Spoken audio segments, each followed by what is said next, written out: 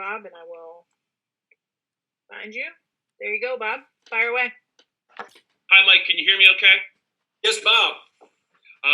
Thanks for doing this, Mike. I wanted to ask you two questions that are pretty much related. Could you talk a little bit about your offensive philosophy, Mike, and kind of who helped shape it? I know that you've been a bunch of places, and also James Franklin a couple of weeks ago talking about the offense that he wants to see at Penn State. He mentioned a couple things. One of them, he mentioned he wants to get back to an offense that uses tempo, and I was wondering if maybe you could speak to the value of tempo and the impact it has on your offenses maybe, and also the stress it puts on defenses. Okay, and so if I get sidetracked, just keep me on track with that three-pointed question. So influences, no, it's fine. It's a great question. Influences on me, I think every coach that I've worked for has had an impact on me throughout the years. I started off, I think, in a really good situation, one that allowed me to get my hands dirty right off the bat and really get my hands in the mix, so to speak, and start coaching at an early age with my first boss, Kevin Donnelly, who was back in the day was run and shoot and very aggressive on offense, a lot through the air. And then I got a really good development as a young GA at Indiana University with two guys. Al Borges was the first offensive coordinator I worked for, who was well-versed in the West Coast offense, and Steve Adazio, who then took over the second year. And I really got a good experience from both of those guys, a wealth of knowledge, and really worked really hard on trying to learn those fundamentals and the systems for those 2 seasons. From there, I went to Edinburgh, Pennsylvania, Division II school. I spent 6 years at Edinburgh and was coordinator for 5 of those years. Coached quarterbacks all 6 years. Lou Tepper was the head coach there my first year. Learned a lot from Lou, very detailed, organized coach. And then Scott Browning took over, learned a lot from Scott as well. From there, I went to Shippensburg, coached for Mark Macheski, awesome guy, great leader, and learned a lot from him from a structural standpoint. And a lot of the things I do today throughout my day, I did back then at Shippensburg as well. And then from there, obviously, went to Oklahoma State. Mike Gundy had a big impact on me as a head coach, offensive mind, a spread guy, aggressive coach in his own right, had a big impact on me. And then to Ohio State with Ryan Day and Kevin Wilson both. Anybody you work for, there's going to be influences and people that you're going to learn from. And then lastly, coaching with Coach Herman, and now here at Penn State, you just continue to learn from not just the head coaches, but also the assistants. When we go around, we recruit and we talk about the quarterbacks that we've been able to coach, how fortunate I've been in my career. Those aren't just notches in the belt or, resume builders. You're also learning from those elite quarterbacks, learning a lot, because once you play a certain amount, whether it's high school and then into college ranks, those quarterbacks get very smart. They are very smart. They understand the game very well. So you're also learning from quarterbacks as well. I think a lot of times as coaches and people that perceive coaches, you're always thinking that it's input coming out. I like to think that I receive a lot of input, especially from great quarterbacks that I've been so lucky and fortunate to coach. So the next question was, I don't know, was it tempo now? Tempo. Yeah, so tempo. Tempo's been something that's really helped us as an offense.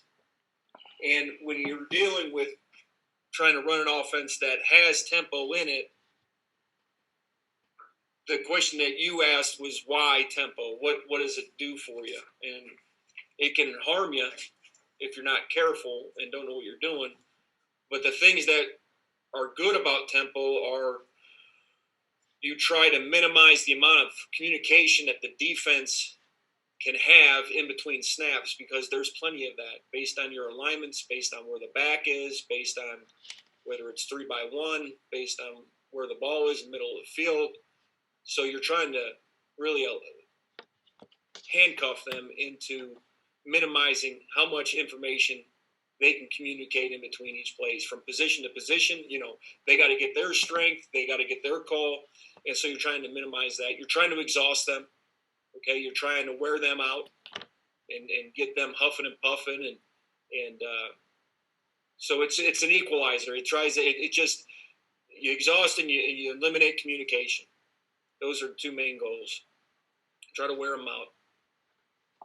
Mike Gross, Lancaster Newspapers, and then we'll go to Partha Padre. Hi, Mike. Thanks for doing this. You're welcome, Mike. Thank you. Those of us who cover the team, if you asked us to describe offense in a couple of sentences, we could all do it. Like spread, no huddle, check with me stuff, RPO, etc. How would you, in a sort of shorthand way, describe the features that make it distinctly a Mike Yurcich offense? Yes.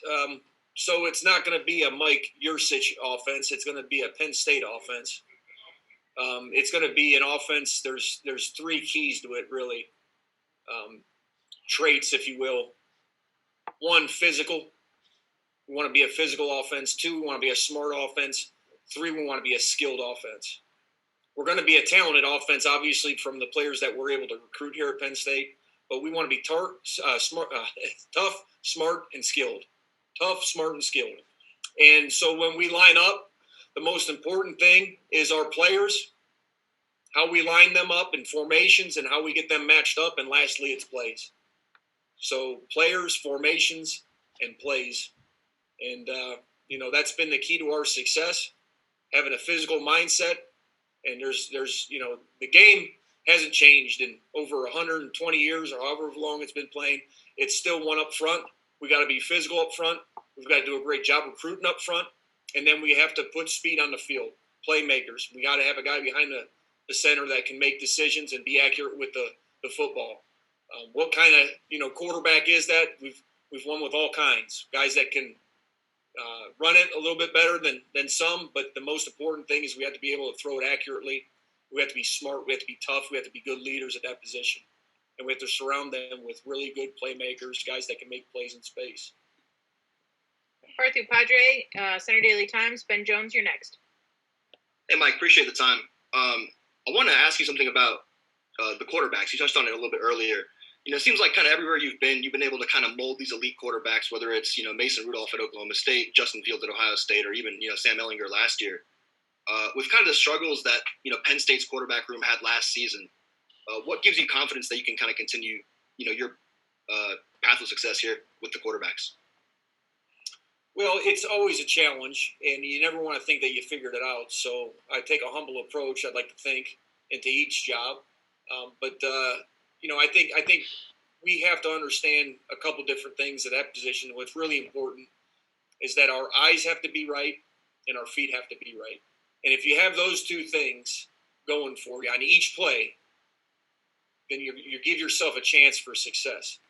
So I don't know what happened in the past, and I'm not here to judge that right, wrong, or indifferent. But what we'll do moving forward is make sure that the quarterback's, his eyes are right. He knows where he's looking, where he needs to be looking, and wherever we tell him based on whatever particular scheme that we're running.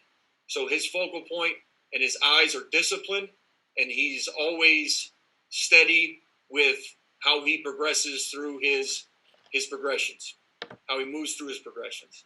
And nextly is his feet. He's got to have a good platform. He's got to transfer his weight. Those are things that we can control. Where our eyes are, our eye discipline and our feet discipline. And then on top of that, it's about the individual's accuracy and their talent level. Ben Jones, statecollege.com, and then we'll go to Audrey Snyder. Hey, Mike, how's it going? Thanks for doing this. You're welcome. Thank you. When you were at Oklahoma State, you guys kind of had middle-of-the-road recruiting classes, I would say, in terms of national rankings and all that jazz. But you were able to have a lot of success moving the ball and a lot of success scoring the ball. What do you think the key is to getting the most out of the personnel that you have, regardless of what other people might sort of summarize them as? I think you have to do what your personnel can do. You can't try to fit a square peg in a round hole. So you got to make sure that you're asking your quarterback to do things that are within his skill set, and the same thing with every other position out there. Now, there certainly comes a time where you're trying to make sure that the personnel you're recruiting fit into your system, but your system has to be adaptable to the talent level. Now, you could say that the recruiting classes were average, but there were significant parts of that offense that were not average. I would not consider Mason Rudolph, Justice Hill, or James Washington, or I can keep going on with the amount of talent that we had at certain spots that really made us over the top good on offense. Because, again, it really is about the players. It's about your personnel. It's about recruiting. That's a big part of it. I'm not trying to undervalue the amount of scheme or what coaching, how much that involves. But it's important to get the players. There's no question about it. And we have good players here at Penn State, and I'm excited to get to work with them. Audrey Snyder from The Athletic, and then we'll go to Dennis Dodd. Hey, Mike, two-part question. I wanted to ask if this past interview was the first time you'd formally interviewed with Coach Franklin, and what have you seen so far from Sean Clifford, and do you believe he, has the tools to be a starter here for you? Yeah, Coach Franklin and I have had several discussions over the years that have taken its course over a long period of time, several years. And with our backgrounds in the PSAC going all the way back to our playing days, we've crossed paths many times. So we've had a lot of discussions over the years. But my comments on any individual player, my opinions of them, I'm not going to give them, whether it's on Sean or anybody up front or any receivers right now. I think it's best for me to approach this, very non-judgmental, especially with media. I think it's fair for me to go through spring practice and then give you an assessment of where those guys are at that time. I don't want to prejudge or talk about any one player specifically with you guys at this point. Dennis Dodd, CBS Sports, and then Mark Brennan, you're on deck. Hey, Mike, thanks for doing this.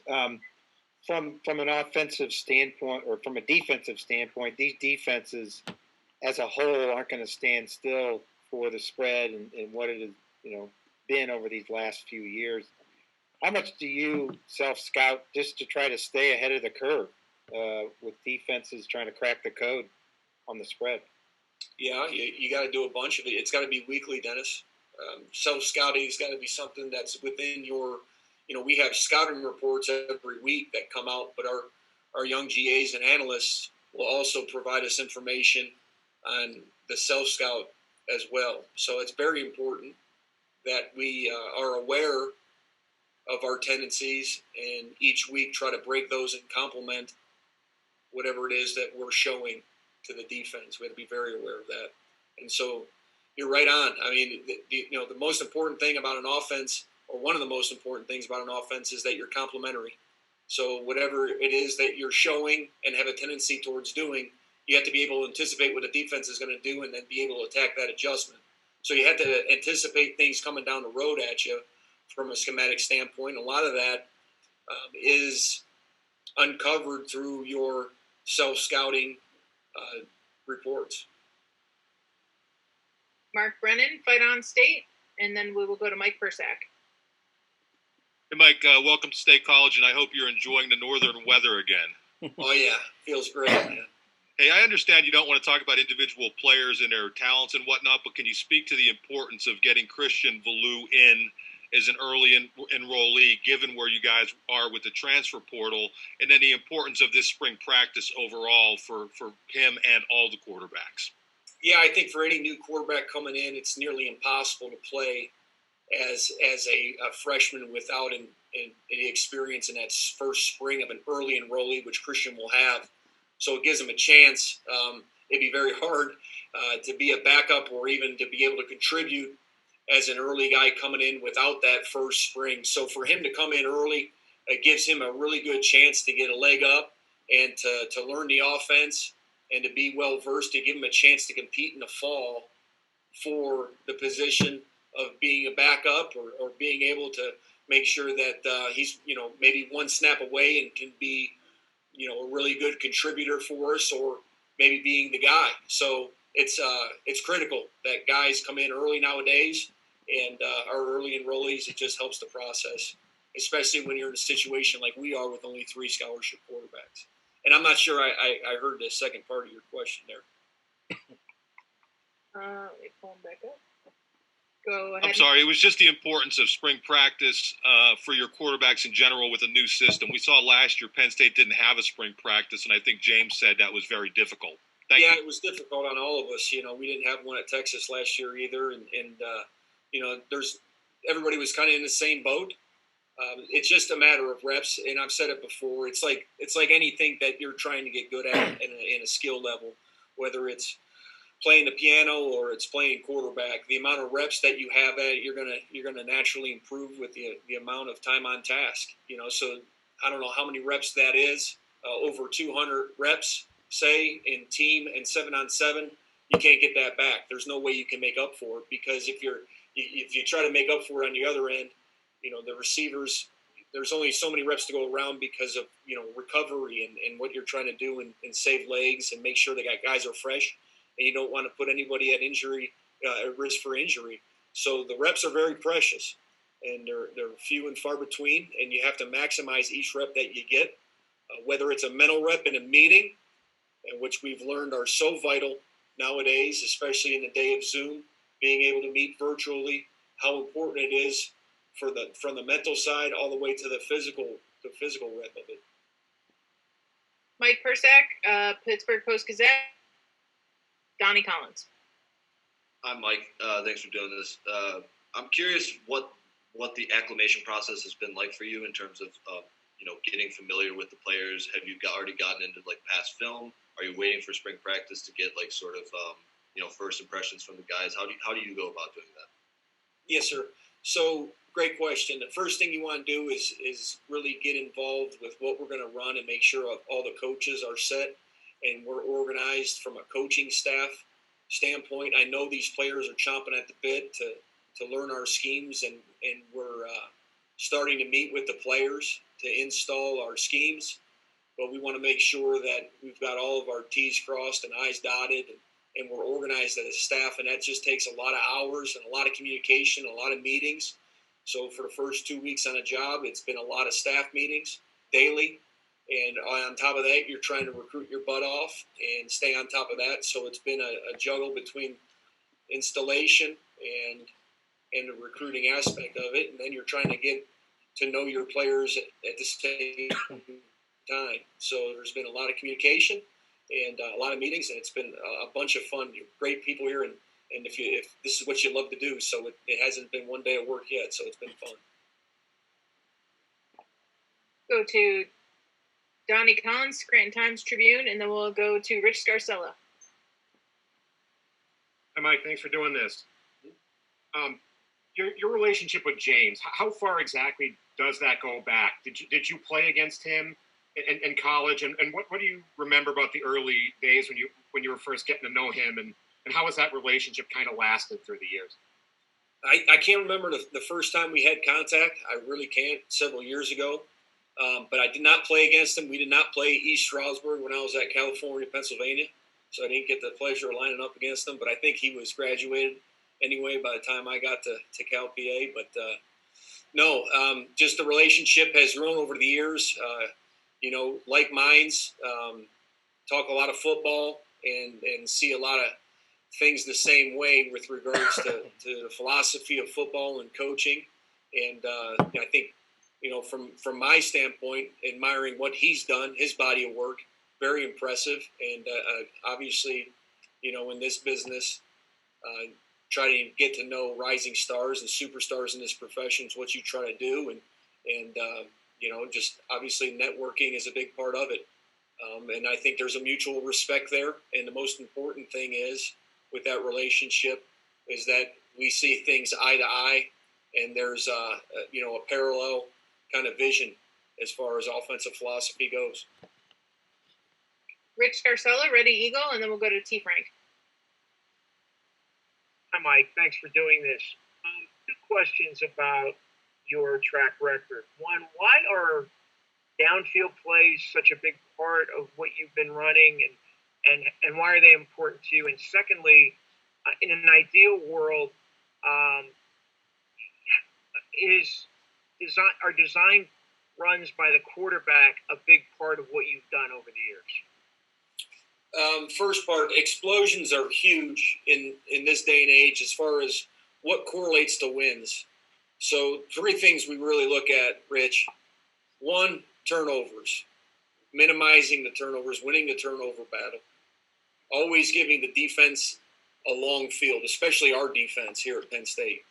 If we can give them a long field every time and never give them a short field, take care of the football, always end the series in whether you're kicking a field goal or you're punting, and we just take care of that football, that's a big part of what we'll do from a philosophy and emphasis standpoint, ball security. Second thing is scoring. Get the ball in the end zone. Score. When you're in the red zone, you got to come away with points. You got to come away with touchdowns. So scoring. And then explosives are the other part that we feel is very, very important and correlates to wins. Being explosive, scoring, and limiting turnovers. Those are the 3 things that are most important from an explosion standpoint, statistically speaking. You asked me about quarterback runs. It all depends on your quarterback and really your depth at quarterback as well. That factors in. We saw in the playoffs the Chiefs run speed option, and Mahomes gets concussed, and luckily he got to come back that next week. But it makes you think twice about running speed option, right? So those are all the things that you have to consider. You have to weigh, the risk versus the benefit. Because whenever you're running the quarterback, you're creating numbers, right? It's 11 on 11 when the quarterback runs it. When you hand it off, right, now they have 11 to tackle your 10. So it's a simple math game, and obviously you have an advantage whenever you're running the quarterback or any type of option.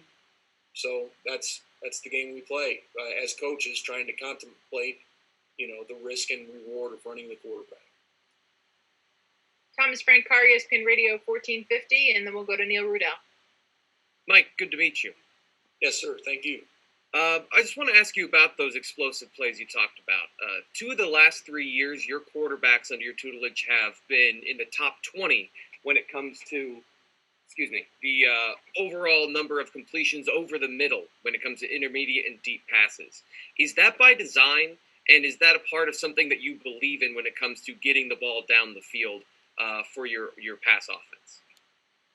I think any good pass offense has a multitude of ways to hit in-breaking routes. I mean, there's a time to throw the ball outside because that's what most defenses give you is the outside throw, especially to the field because the hashes are so much wider than the NFL. So it's harder to hit that perimeter throws to the outside, to the field. However, it can't be all one thing, but I think your higher percentage routes break in, and I don't think there's any particular goal other than trying to find the one-on-one and trying to, throw the ball for as many yards per completion as we can throw and still trying to get that high percentage, completion rate. That's the goal. We can be 70%, but if our yards per completion are around 5 to 6 yards, we'd like to see that number. It's all give and take with that. But higher percentage in breaking routes, and there's the time to take it outside, obviously, but then your percentages will go down. Neil Rudell, Altoona Mirror, and then we'll go to Joe Giuliano. Hey, Mike, welcome. Thanks, Neil. Just wondering, I got on when Bob was asking this question. Chris, was Bob first? Yes, he was. Okay, thanks. I don't want to disappoint anybody. You said the game's won up front. How do you feel about quarterback going under center, fullback use, power football? It's great. I love power football. It's how I was raised. There's a time to go under center. I think it provides a lot of advantages. When you can turn your back to the defense, they don't know where the ball is necessarily, so I think your play action passes can increase. I think that you can sustain a longer suck on the defense on play action pass because you're now taking a 5-step drop instead of a flash fake out of the gun. So I think that playing under center has a tremendous amount of advantages depending on what your schemes are. Playing with a fullback, whether we call him a tight end or fullback, you're trying to insert a lot of times and create that extra gap. And when he's in the backfield, you're able to insert in a multitude of gaps so they don't know exactly where it's going to fit. So that fullback position does give you good angles, leverage, and it allows you to complement yourselves based on whether you're running a power or maybe you want to come back and run the gap scheme the other way on a counter look. So the fullback does have its advantages, and obviously in the play action pass. What people have got away from is recruiting that type of body, because most people now play with a multitude of tight ends and they're all above 6'4", 6'5". And so we're trying to get a lot done with those tight ends and inserting those guys into the line of scrimmage and trying to create extra gaps with a longer athlete that can also flex out and be a wide receiver and give you versatility with regard to 12 or maybe even 13 personnel. So to me, muscling up formations doesn't necessarily need to be with a fullback, but I think you can do it out of multiple tight end sets and get a lot done with that as well. Joe Giuliano, Philadelphia Inquirer, and then we'll have Corey Geiger. We are probably looking at 2 more questions for Coach here. Hi, Mike. Thanks for your time. Thanks, Joe. Penn State was dreadful in the red zone this past season, barely 50% touchdown conversions. What's your secret to good red zone play? Well, if you look at red zone scoring, the types of offenses that are the highest are what type of offenses? Triple option. Army, Navies, all those guys, Georgia Techs, they're all going to be the highest scoring in the red zone year in and year out. So it goes right back to, was it Neil's question? Or no, Rich's question, I can't remember, I'm sorry, of how much to run the quarterback, So how many hits do you want him to take? And then we got to play the next guy. So you have to weigh those options of how much we're going to run the quarterback and how much we're going to hand it to the tailback. And then, we get the questions after the game, why did the tailback only touch it so many times? And, all that fun stuff, right?